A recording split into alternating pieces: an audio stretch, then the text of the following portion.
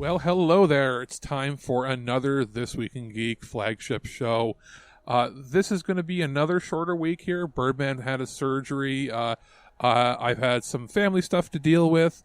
So we've got our news, which Birdman gathered before he went in for his gallbladder surgery. We've got our weird news also collected by him. A couple reviews from me. I have a RoboVacuum to talk about, which is interesting, as well as the new old games, the new remakes for the Nintendo Switch of the Famicom Detective Club, which is something that's never been released in North America before, so it was really neat checking them out. And from Birdman, he has a review he wanted to get in before he had his surgery, so we have the Terminator, Terminator Resistance, I think it's called. Why am I drawing a blank on that? It is, Terminator Resistance. I knew it was that. And I won't edit that out so you can know that I had a brain fart there.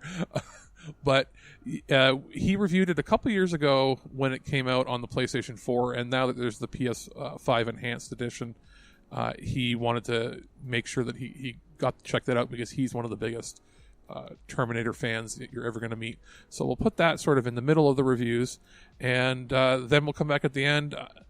Interestingly enough, I recorded a day or two ago another review podcast with including a review from Michael and from Birdman there, and I was going to release it actually a few days ago, but it's going to come out tomorrow. Reason being, I double checked, and one of the main reviews I included in it and what I talked about on there, the reviews, I have to wait to release them until tomorrow. So oopsies, could have released the podcast a few days early and gotten in a little bit of troubles there. So you might hear it's a little backwards. It'll have me saying in it that we've got another review coming from Birdman on this week's show. Well, we might not, probably not, in that it was recorded out of order. And I don't want to re-record the whole thing because that's like 5 hours of work. Not realistically. It's like 3 hours of work to get another 1 hour show out there. So if you're a little confused, scratching your head, it's because we ended up releasing the episodes out of order. But no biggie. And then as far as in there, I said that we'd had a Sunday Funnies coming this coming week in that show. That's still going to be technically true. We're holding off on our Sunday Funnies release that would have been out yesterday to this coming week, just so we can spread things out a little more and not have to worry about cramming everything all at once right after Birdman has surgery. I know he's going through a bit of a rough patch. They pinched a nerve on him, so he's in some pretty significant nerve pain at the moment, which they said should dissipate over the next couple of weeks. But gallbladder out, and what did he say before going in? Knife goes in, guts come out. He's happy just to have it gone, but he's having a hard time sleeping, and I don't suspect he'll be back recording any reviews anytime soon, just from that pure exhaustion. So it'll be me. I'm currently working on the Mass Effect trilogy, the Legendary Edition. I beat Mass Effect 1 in 2 days or a day and a half. It was like 30 hours or something, 32 hours, something I put in there in 2 or 3 days, 2 days, 2.5 days, whatever it was, and I'm working on Mass Effect 2. We're not going to have a full review on them. It's just there are market improvements to it, and it's interesting. It'll be like the last time I probably play them. I'm also playing them because I just get the sneaking suspicion that when they release the next Mass Effect game, which they say is coming, Mass Effect's continuing. I don't know what teams are working on that. Like, if we're talking like 6 years away, it's not even going to necessarily hit the PlayStation 5. But I wanted to have a PS4 save of this trilogy just in case, because the system, the PS5 can read PS4 games. I'm playing it on a PS5.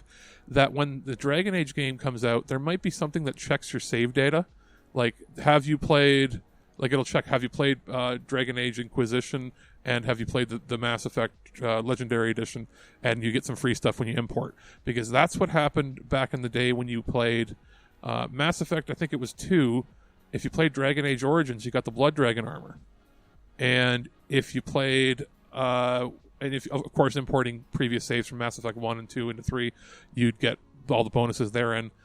But there wasn't anything that way with Andromeda, because it's the only game on that system on the PS4 up to this point. I could see them though, like on the PS5, just including some method to check what save data you have on the PS4 compatibility mode, and then just going, poof, oh, you've got a finished save data, like a complete save from the trilogy and from Andromeda and from Dragon Age or whatever. Here's a bunch of bonus stuff. They could do something like that. So I wanted to do that. Plus, I played Mass Effect 1 for back in the day a little bit. It was actually my second Mass Effect game because I tried playing it and I just wasn't into it because I didn't own an Xbox at the time. But I played Mass Effect 2, then went back and played Mass Effect 1. And then 3, I've played 2 probably 3 times already, and this will be my first time playing 1 all the way through with all the DLC, except for Pinnacle Station doesn't exist anymore because of the corruption. Mass 2, it'll be my first time playing, and probably came out in 2010, probably 2015 might have been the last time I played it.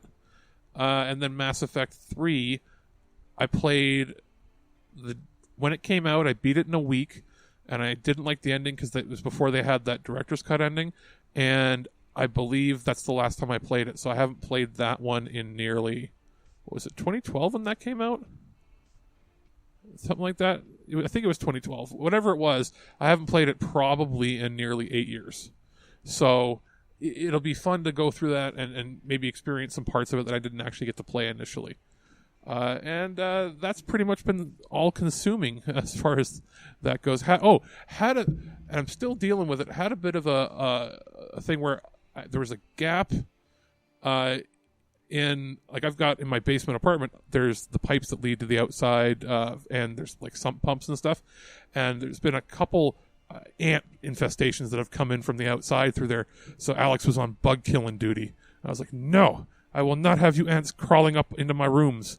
So that's also been happening, which has been not so fun, but they're all dead now, and I'm pretty sure I've gone loopy from all the bug spray. But we'll see if that takes, because if not, I'm going to have to go, all Commander Shepard on them and just burn them all to the ground. So that's it as far as what's been up with me. Let's take a quick break here and go into my review of the Eufy, Eufy. It's a hard to pronounce name, at least as far as I'm concerned. They're RoboVac, and then we'll come back with the news. Basically using geeks. Leave me alone, geek boy. Holy shit, you geeks are badass.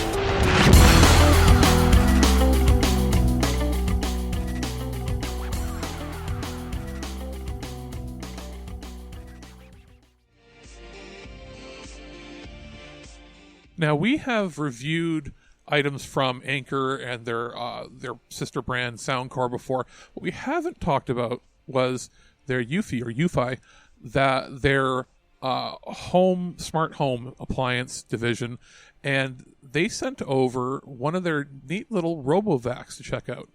This is the RoboVac G30 Hybrid. You remember probably 10 years ago, 15, 20 years ago, when that was all the rage, when the new thing where those little robotic vacuums, was it the Roomba and other things came out, and you saw them bumping into walls. It's got a ball sensor to bump and turn around, and people thought that was all so neat. Well, now, this is a whole different world we're in, where this device, and I'll tell you, I spent about a week and a half or so testing it out, trying out all the features, because there's an app for your phone. It will map out your house, or your apartment in my case, based on what it has inside of it. It has sensors to sense where everything is. And then it can map out a path on how it'll clean your whole place. And it will send that information directly to your phone, so you know what's cleaned, and if it got stuck, where it got stuck, or if there's something else. If you look and you're like, hey, it looks like it missed a spot, you can sort of figure out why that happened. It includes these sort of magnetic tape that you can put in front of things like a couch, if you don't want it to go underneath it, or if you don't want it to go into a certain area, and it will detect the magnetic strip and then turn around and go, nope, that's not part of the area where I'm supposed to go. It also has a fall sensor, so that if it comes towards open stairs or a step somewhere going up and down to let's say like a den or something, it can detect that that's where the floor is no longer below it, and it will turn around, not come back, and know that that's not a spot where it can go, which is super neat. So it's even smarter than those previous ones had been, that I remember seeing on TV advertised. Interestingly enough, once it's done its whole route, it will then go right back home into its charger that you can put on the ground, and there it'll sit until it's scheduled time to come out, or until you tell it to do it again. So you could have it clean daily if you wanted to. You could have it on whatever schedule you feel like. It also does like a sweeping motion, which is something I hadn't seen before. So it's able to just get a lot of dust and debris, because I'm in a basement apartment of a 4-story building, and the unit that I'm in is older, so we get a lot of dust. It doesn't matter if you keep the windows open, the windows closed, you put a little skirt thing in the bottom of the door going out, you will have dust coming in because of where we're located, and just how half of the apartment is at ground level, and then the other half of the apartment is technically underground because of the way it was built into the side of a hill. We'll end up getting a lot of dust, and it's kind of madness if you're having to always manually clean it up. But having something where you can just press a button or have it scheduled that, hey, 2 p.m, I'm going to go, take a shower or something. And by the time I'm done taking a shower, it'll have dusted the outdoor hallway, because I have one long hallway that is a pain in the butt to clean up, and it holds a fair amount that you can get rid of. But the idea that it can go on any surface, and it can detect if you're on carpet or if you're on a hardwood surface or like tile, and it can then adjust its suction accordingly to what surface it's on, is pretty neat. I was pleasantly surprised with just how easy it was to use and set up on my phone.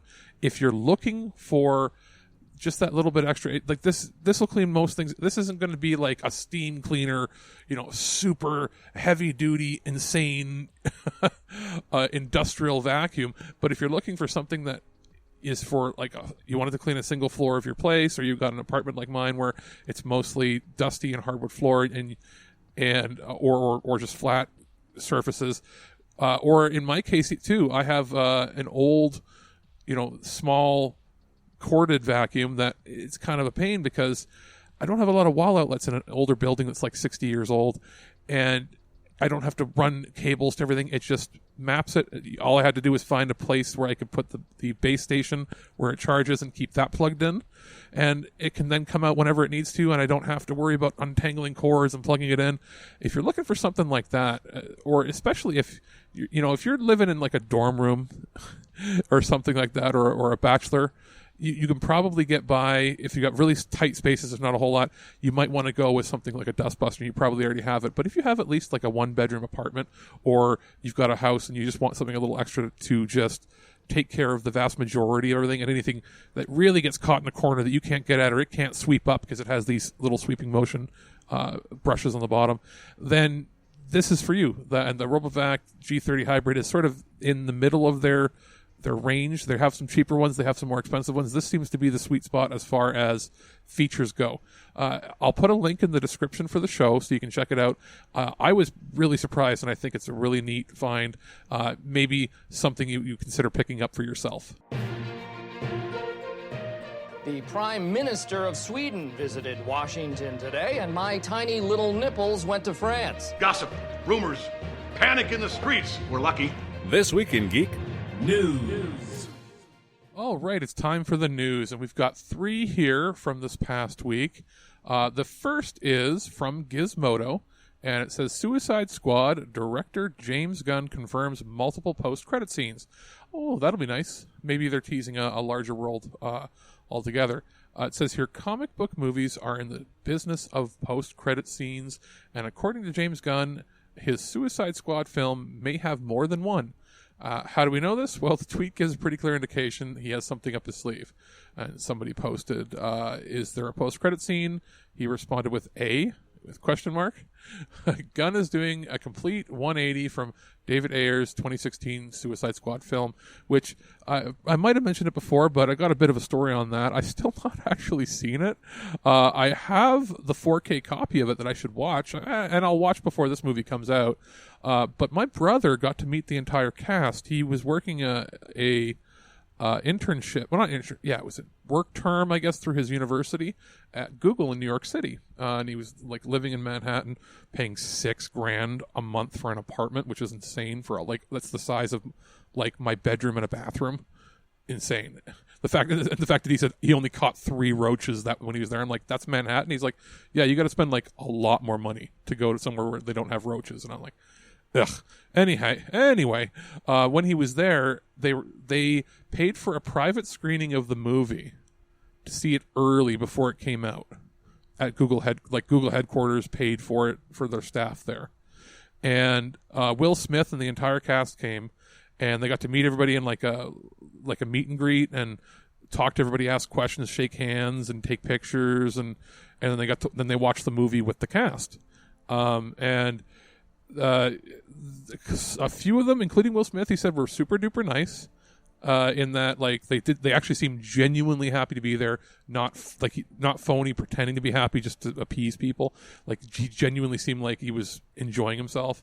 And then a couple people were not, and I won't say who they are here, but they, as my brother referred to them, it said they were nasty, foul, scowly looking people. And they thought they were better than other people. And he goes, really?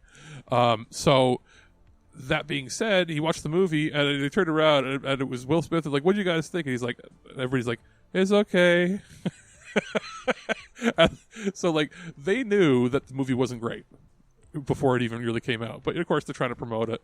But that was the thing. He actually got to meet Will Smith and these people, which is, I guess, a perk of working in Manhattan. And I still haven't seen it, so I'll definitely give that a watch. So let's hear what the rest of the article has to say.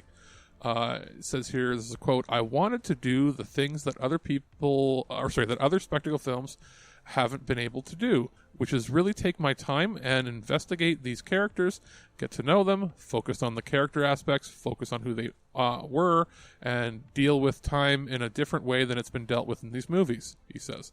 Gunn also mentions the film's antagonist. It's such a wacky choice that it's easy to think he's joking, but he's dead serious. Starro is hilarious because he's ridiculous. He's a giant cerulean blue starfish, but he's also fucking terrifying. Gunn wants to make fans laugh, but terrify them as well. When I was a kid, I thought that was the scariest thing of all time, and I think that exemplifies what the movie is. It is ridiculous, and it's also terrifying and serious. So he works really well with as a villain in the movie, as one of the villains, actually. Oh, so there's more villains. There is a bunch of new cast addition to the lineup of degenerate anti-heroes from the comics. Idris Elba as Bloodsport, John Cena as Peacemaker. I believe he's got a prequel show on, is it HBO coming up or something like that? Peter Capaldi as the Thinker, Michael Rooker as Savant, David, oh boy, let me try that name here. David Desmalchian. David Desmalchian as Polka Dot Man, Mei Ling Ning, as Mongol. Sorry, it's all tongue twisters today. Nathan Fillion as TDK. Pete Davidson as Blackguard. The only actors characters returning from David Ayer's Suicide Squad movie are Margot Robbie as Harley Quinn, Joel Kinnaman as Rick Flag, Viola Davis as Amanda Waller, and Jai Courtney as Captain Boomerang. Suicide Squad's premiere in the UK theaters, this is, I guess, a UK article, on August 6th, while simultaneously being released on HBO Max in the US, because I guess not every theater is going to be open. As far as Canada goes, August 6th, most of the country will only have their first dose. I will actually have my second. I get my second because I got it for other health reasons other than the general population. So I'll be getting my second dose on July 31st. Let me see that. maybe if I time it, because you want to wait like 7 days before you go see something or before you go out. So if I were to, I might wait till the follow. Well, first of all, if theaters are open, even in Canada, and if they are open, I might wait till the following Tuesday, which would be 10 days after my second shot, and then I would go by myself, mask up, all that fun stuff. And then as far as if it's not, then I guess premium VOD it is. It's too bad, because that's a film that I really want to see in theaters, but we'll see how it goes. So that is our first story here. Our second is it's tied into something we briefly touched upon previously, which is the Canadian Bill C-10, which has significant ramifications in that it could make even podcast creation unviable, like unfeasible for anybody who's not a giant corporation, because it would basically give them the government the rights to charge you, regulate, censor, a bunch of crazy stuff. But there's an update to this article here. It's a long thing you can go through in the initial, but this is something that's going to be ongoing and developing that we're going to have to keep an eye on since we're based in Canada. On the outset, it can appear as if they want to regulate the entire internet, which is not great. But here is the article. It's brought to us from CTV News. So it says here, this is from Ottawa.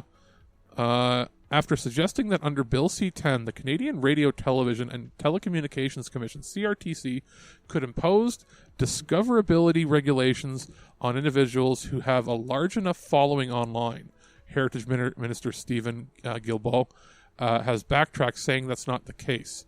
In a new statement sent to CTV News late Sunday night, so this is this past Sunday, the minister says he used unclear language when he referred to people and online channels being subject to federal regulations as part of the government's update to the Broadcasting Act. Basically, our version of the DMCA that you guys have in the States is even older. It hasn't been updated since like 92 or 93. During question period on Monday, the minister faced more questions about the latest messaging confusion. The committee studying the bill has now called for him to testify in the coming days while the Federal Justice Department delivers an updated assessment of whether the bill still complies with the Canadian Charter of Rights and Freedoms. In the interview on CTV's question period that aired on Sunday, the minister said more than once that while the CRTC isn't going to be regulating everyday users' content, the regulator could have powers related to the discoverability of online content for people whose channels have millions of viewers, are generating a lot of money on social media, and are acting like broadcasters. This is where it becomes a thing. What would be, if they did that, and they wanted, it would be there to essentially squash anybody from getting too big, because they would have to start paying huge levies and fines. At that point, my question is, what would be the incentive to ever grow your own brand? Or would you have to be joined with one of the 2 or 3 big media conglomerates in Canada? It's going to stifle anybody from starting up their own businesses, is what the fear is. What we want to do, this law should apply to people who are broadcasters or act like broadcasters. So if you have a YouTube channel with millions of viewers and you're delivering revenues from that, then at some point the CRTC will be asked to put a threshold. But we're talking about broadcasters here. We're not talking about everyday citizens posting stuff on their YouTube channel.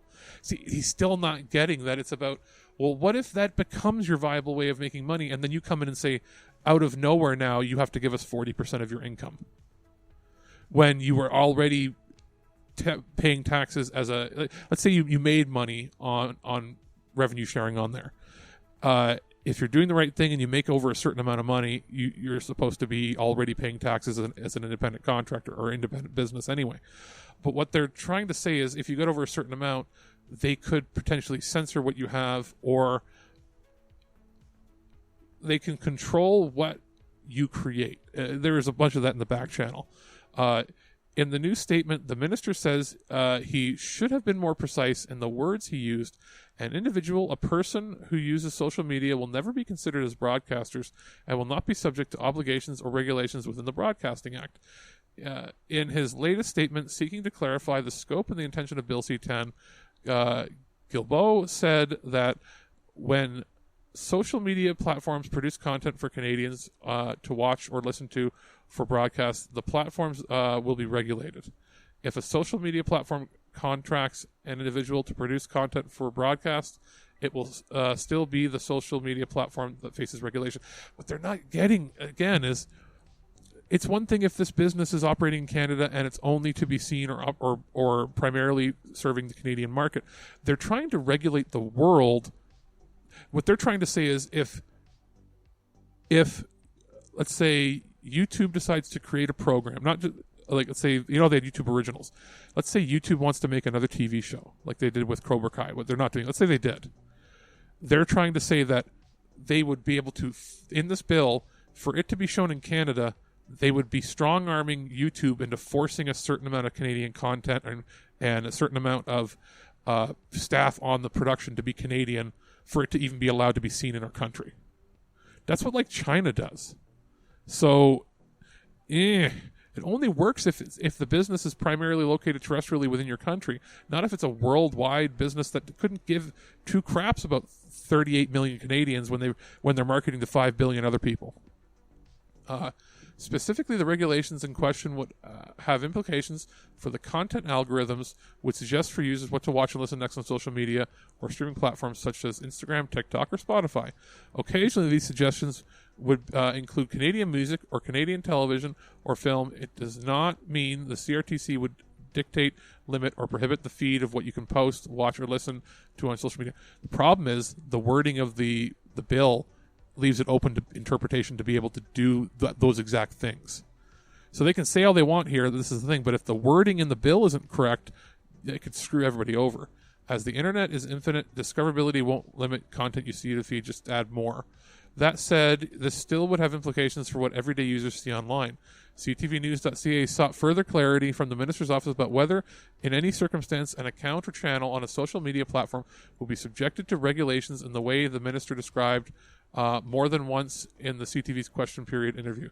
In an emailed response on Monday morning, Guilbeault's press secretary Camille Reynaud said the channels or accounts with large followings will large followings will not be subject to regulations. There's a typo here. All regulations or financial or obligations will only apply to the platforms based on the limited and amended powers of the regulator towards social media platforms, she said. By accounts run by individuals still fall under the category of people using a platform. Well, that's just making it so that YouTube could just say, well, we don't want anything created by Canadians because it's too much of a hassle. They could just shut us out completely and say, instead of complying, they're like, well, anybody can watch anything, but we don't want to have, we're not going to allow Canadians to have an account that has over 1 million viewers because we don't want to deal with the Canadian government. And they could easily do that and not give two craps. And the Canadian government could do nothing. The minister could have been more careful using his wording, yada, yada, yada. It was the minister's suggestion that highly followed accounts who were creating and making money off of the content could be considered broadcasting by the CRTC would face regulations that promptly swift actions on Sunday. When does the internet, yada, yada, questions also raised by his decision role in establishing thresholds, Bill C-10, more legal jargon. However, the government has removed a separate section that exempted individuals' online content or programs uploaded by users. This is another thing people were complaining about, is if you're not targeting creators, they're trying to make it so creators can't get too big. And if they get too big, then they must work for one of the bigger companies that can have a whole legal team to pay for all your shit. It's all bullshit. And this article goes on for pages. Thank you, Birdman, for giving me this larger and more ridiculously long, convoluted article to read out. I am not going to read the rest of it.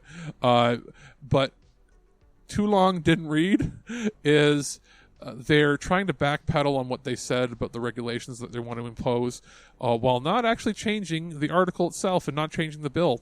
They're saying the bill is doing something that it's not.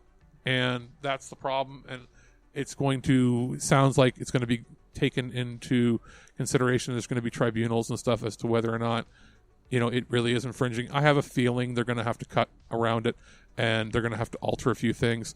And I would also want to see if there's lobbying involved in the background of this from Rogers, Bell, and Chorus, the only 3 companies that control absolutely every aspect of broadcasting and film production in Canada.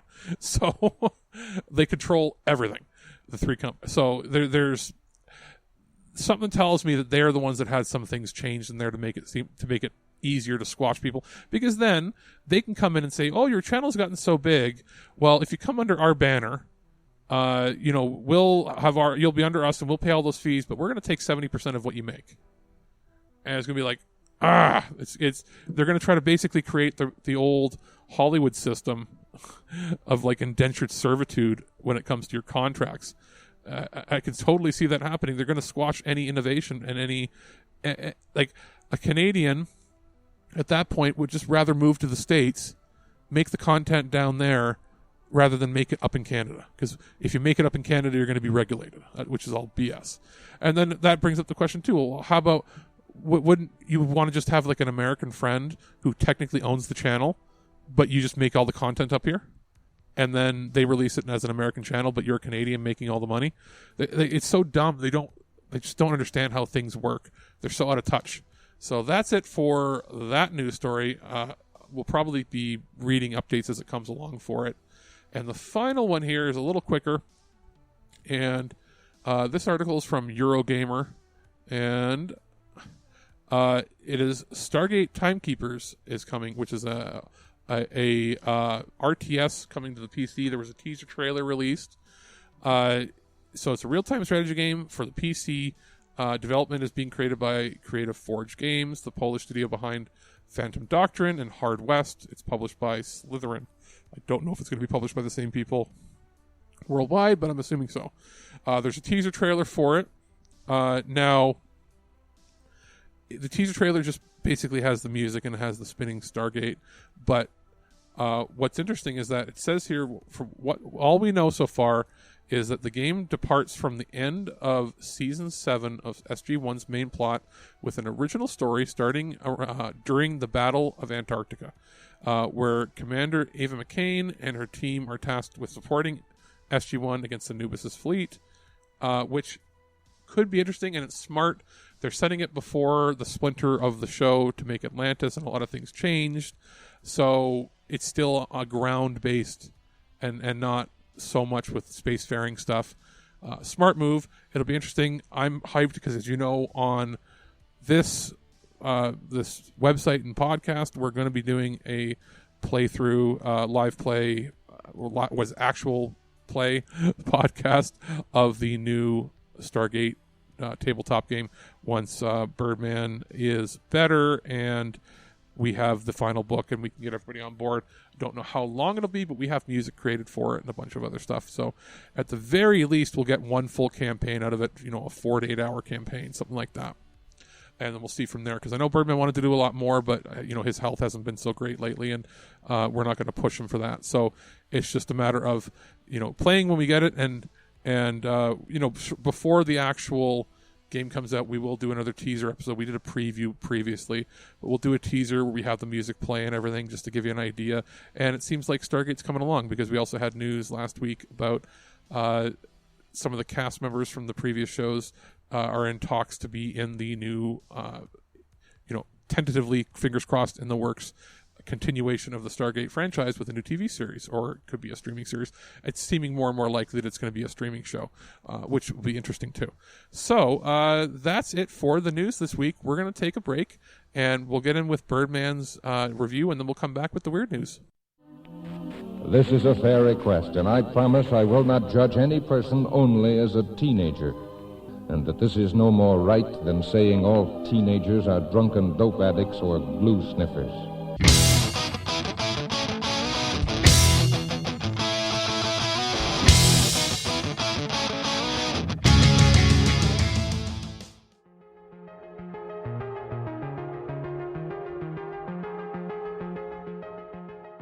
Hey guys, it is I, Mike the Birdman here, and I'm here to talk about a game I've actually already reviewed on this show, though now it's enhanced, all shiny and new, brand spanking, you might say. We're taking a look at Terminator Resistance on the PlayStation 5. This is the Enhanced Edition. A review code was provided to us by the publisher, which is Reef Entertainment, and developed by Teon.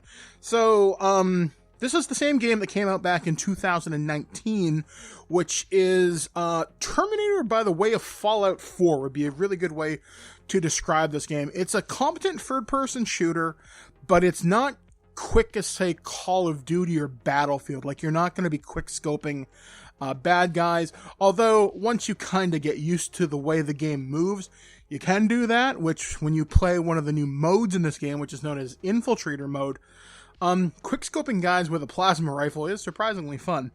So what it does, it follows the story of a Resistance private known as Jacob Rivers. And Jacob Rivers is the guy, basically, long story short, you're responsible for helping set up the events of the first movie, helping John Connor make sure Kyle Reese gets sent back to the past, making sure a T-800 makes it back to the past. And then you yourself, well, I'm just going to kind of leave that up in the air because I think that's really kind of neat how they tie this into the Terminator mythos overall. Definitely there's a love of the source material here. There are some light RPG elements into this game, like how you can level certain skills. There's like crafting abilities, stuff like that. How tough your guy is. You have to manage inventory space, though I didn't really find it to be a problem. And overall, it's a fairly decent mid-budget game. Like, this isn't something developed by EA. This isn't Activision. This isn't Respawn. This is a smaller studio who clearly had a love of the material, did the best with what they could. Now, because this is the Enhanced Edition, it does run a lot smoother than it did when I played it on the Xbox One, back when I reviewed it back in 2019. And, like, it loads, like, instantly. The really cool thing, which I didn't get a chance to play back in the day, was Infiltrator mode, where basically you play the role of a T-800 and you have to kill scavengers, destroy TechCom outposts, destroy food supplies, basically be a pain in the ass to the Resistance. The catch-22 is you can't heal yourself unless you find Skynet repair kits. You get one life. That's it. So if you take a crap ton of damage from raiding a hideout and you don't have any repair kits, well, I guess you're kind of boned. And how that particular story beat ends, it's very short. You'll beat it in less than an hour, is really cool. I was actually tremendously happy thinking, oh, so that's how that ties in. So I thought it was really, really, really neat. I know there's like a physical edition you can get that I think's done by Limited Run Games or something. So there's that to check out. But I think in terms of getting a game for yourself, that if you love the Terminator franchise, I really recommend this game. Like I said, this is not a AAA title. It's solidly budget, but it's good. I really had a fun time with it. This is probably one of the best Terminator games that has ever been made. I would argue in terms of Terminator games, I would do Terminator 2, the arcade game, as being the best one. I think it's the best of the franchise. I would say this, and then probably Dawn of Fate, then probably Salvation would be the Terminator games I would rank in terms of how good they are. I never did play Future Shock back in the day. I think it was from like Bethesda. But anyway, so that's my opinion on Terminator Resistance Enhanced for the PlayStation 5. I think it's a solid recommend, and it'll definitely do a lot to wash the taste of Dark Fate out of your mouth. So until next time, folks, I'll catch you right here on ThisWeekInGeek.net. Go crazy? Don't mind if I do! Human sacrifice, dogs and cats living together, mass hysteria. And it's weird news time. We've got 3 stories here brought to us from Birdman. This one is from thehill.com. What did he bring here? Beachgoer stumbles on a rarely seen deep-sea creature known as football fish. What does it say here? Ben Estes spotted the fish in the sand Friday morning, Crystal Cove State Park and alerted state park rangers and lifeguards about the weird-looking find. Ugh. In a Facebook post, Davies Locker sport fishing and whale watching, a boat tour company that operates in the region. The fish was identified as an 18-inch deep-sea Pacific football fish. It looks like the angler, the crazy monstrous fish that you see in movies. The Pacific football fish is one of 300 living species of anglerfish that's normally found at the depths of more than 3,000 feet below the surface. Though the fish itself is not rare, it is extremely rare to see this thing intact along the beach in Southern California, Davies Locker sport fishing and whale watching wrote on Facebook Friday. The Pacific football fish has a unique look as it uses bioluminescent lures at the tips of its fishing like pole-like projection from its own head to attract prey in the dark, murky depths of the sea. It's not clear at this time where the fish will end up, but it's certainly currently in custody of the California Department of Fish and Wildlife. It looks like a giant puffer fish with like a barbed like arm on top. It almost looks like a puffer fish doing a Death Stranding cosplay with that little thing on your shoulder. You know, where it's like tick tick tick tick tick tick tick tick, that thing. So it's just a quick little story there, but that was weird. Usually, I remember seeing a show where they said that if it comes up from that deep below the water, that they tend to, like, they live in the compressed air water down there, that they'll just rip apart as they come up. But I guess it's only certain ones that do that. So this next story is from BBC.com. Cryptocurrency Musk's SpaceX to launch Dogecoin moon mission. What does it say here? In a tweet, he said, Elon Musk said the commercial space program firm will launch the Doge 1 mission to the moon early next year. It came as Dogecoin continued to fall after the technology billionaire said on television that it was a hustle. Last month, he tweeted that SpaceX was going to put a literal Dogecoin on the literal moon. Canada's Geometric Energy Corporation announced the Dogecoin-funded mission earlier on Sunday, although the statement did not reveal its financial value.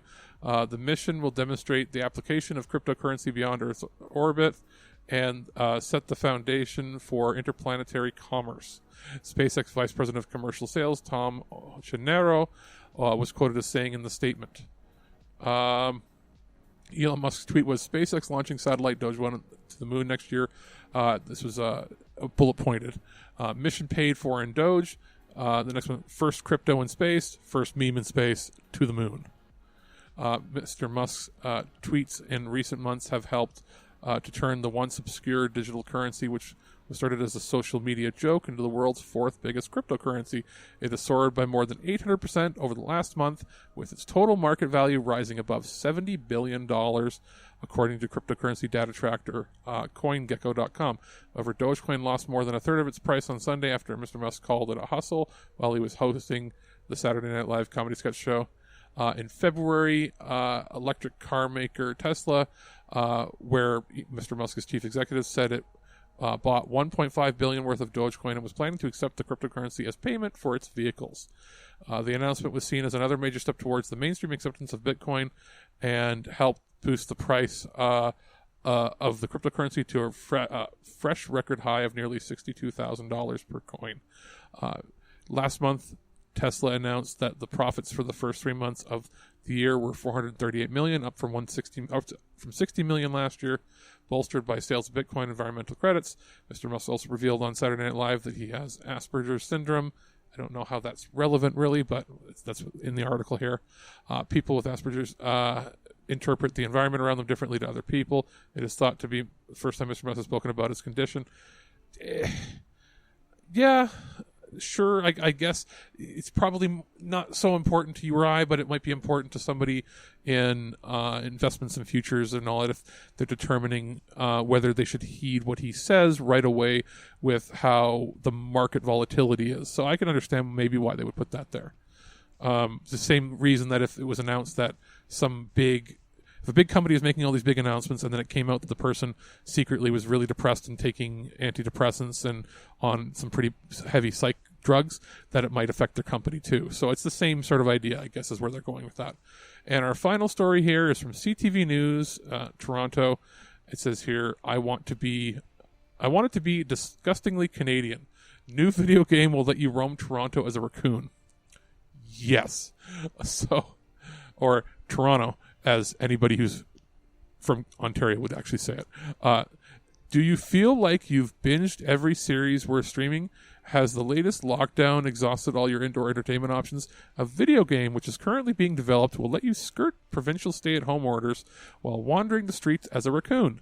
Raccoons resonate with people. Everyone in the city has a raccoon story, said Jason Lever, describing the inspiration behind his work-in-progress game.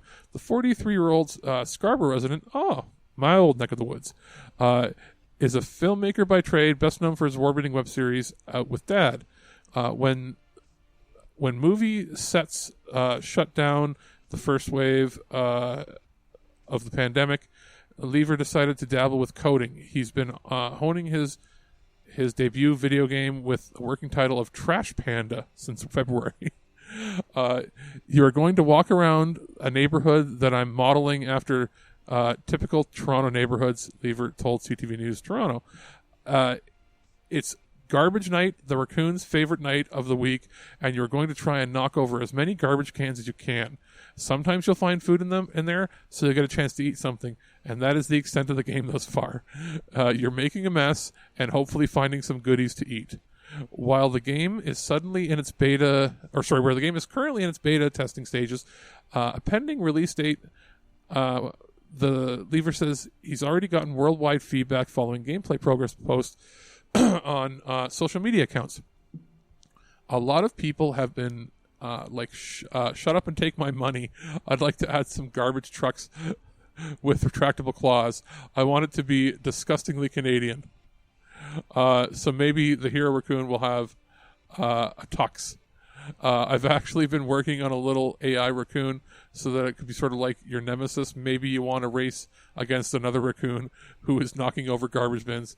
I'm still new to game development, so maybe I make it free. Maybe I make it 99 cents. It's still a hobby project at this point. Canada's largest city has a storied history with the destructive yet adorable animals. In 2015, Mayor John Tory declared war against the critters, unveiling raccoon-resistant garbage bins to the tune of $31 million. Earlier this year, Toronto residents were warned about to avoid raccoons at all costs following a surge in attacks by the animals, which are known to carry rabies. Given the city's love-hate relationship with the unofficial mascot, a key narrative question lingers. Are we rooting for the game's raccoon to wreak havoc? True to his filmmaking roots, Lever lets the audience decide. I love that old saying, how in every movie the villain believes they are the hero to their own stories. So, I mean, you're playing as the protagonist. How you use your powers as a raccoon is up to you.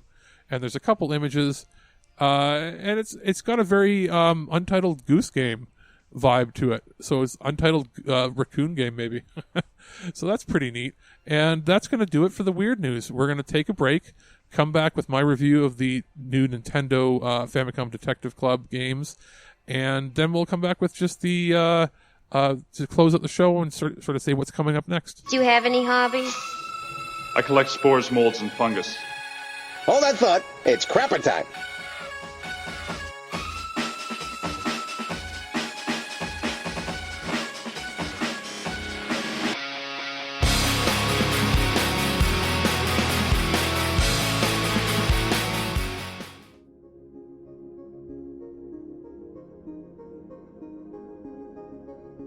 Our friends at Nintendo sent over review copies of Famicom Detective Club The Missing Heir and Famicom Detective Club The Girl Who Stands Behind.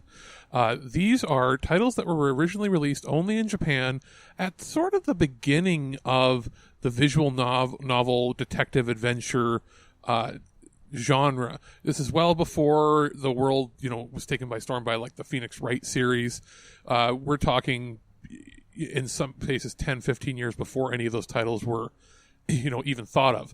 And they were two titles that in the West we had wanted for a long time, but maybe Nintendo didn't think that there was, maybe value in trying to translate it for the audience over here. But in the interim 2 decades since, the visual novel detective adventure genre has taken off by storm, mostly due to the success that they received in the portable handheld market on the DS, 3DS, and to an extent the PSP and Vita type platforms. Well, now with Nintendo merging those two in those two markets with the home console and portable with the Switch, they decided to release brand new remakes of these titles in Japan and said, hey, what better time to release them in the West than now? Now, I'll start out by saying there isn't English dialogue as far as the voice acting is concerned, and that's understandable because they might not have wanted to spend the money or take the risk on it initially. If these end up being really successful and they sell well, maybe, I don't know if we would get an English voice dub version for this, but it could mean in the future that if we get some other titles from them, not necessarily in this series, or maybe they'll make a new one, and if that's the case, we'll maybe get an English or other language dub. But the text has been completely translated and localized. It has a really nice visual flair in the art direction.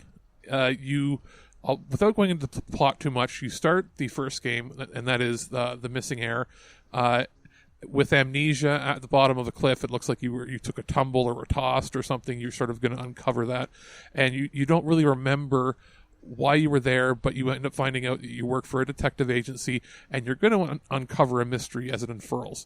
There are different dialogue options you can select to look around the room and inspect items, and then you can interact with whoever is in the room talking with you, and you use that to sort of piece together the mystery and also unlock new pathways. So it's your standard adventure detective puzzle game.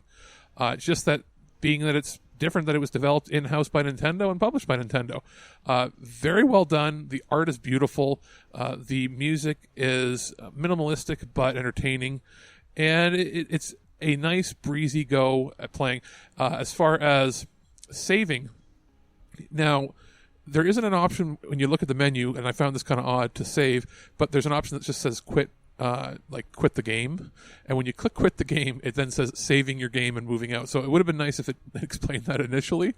But other than that, it's pretty straightforward because you've got a single save slot because you're playing through the one mission.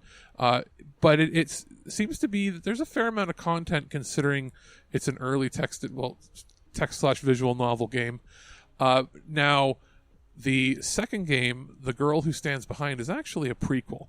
And as to what order you should play them in, you should actually play them in The Missing Heir first and then The Girl Who Stands Behind after. But you could potentially play them out of order as these games are sold individually.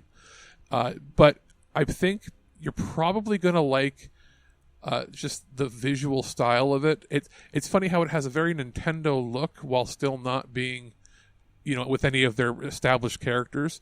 I did hear that, and was reading of that, one of the characters from the game was originally thought and considered to be put in as a fighter in Super Smash Brothers at one point.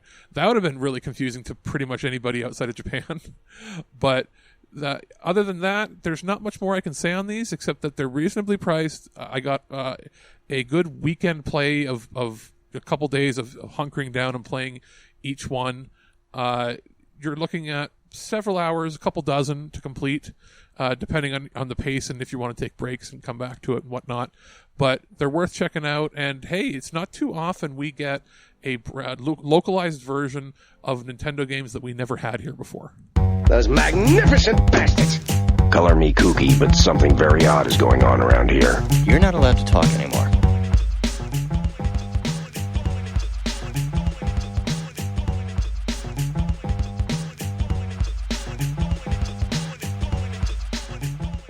Alrighty, and that's going to do it for the show this week.